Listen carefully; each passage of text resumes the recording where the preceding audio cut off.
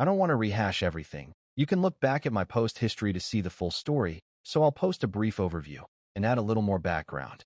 Mostly, I'm just looking for a place where I can communicate with people who have been through similar experiences, and my posts won't just be spammed with bitter people calling my wife all kinds of names and telling me that I'm an idiot and a cuckold.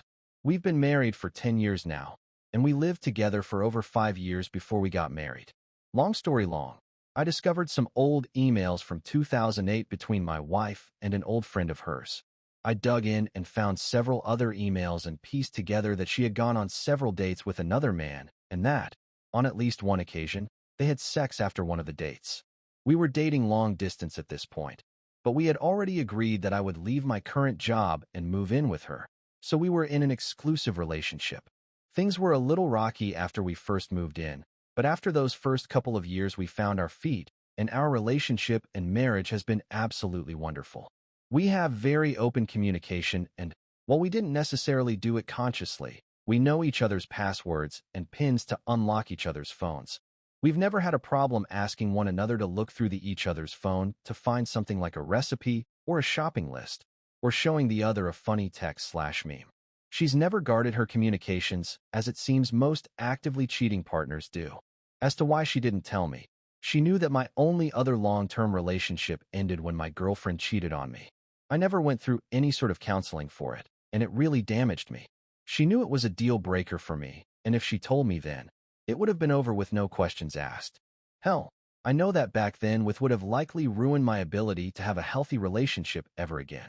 In the middle of the cheating, she had a conversation with a friend saying she didn't feel guilty and that she wasn't sure if she wanted to be with him or me.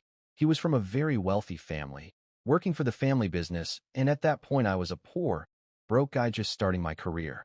This particular friend encouraged her to continue things with the other man simply for materialistic reasons.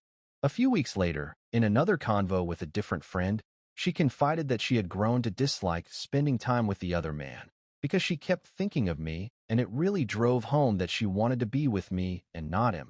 She also expressed regret that she didn't figure this out before she cheated. But I was her first real relationship, and this came all at a time when she had recently been kicked out of her graduate program.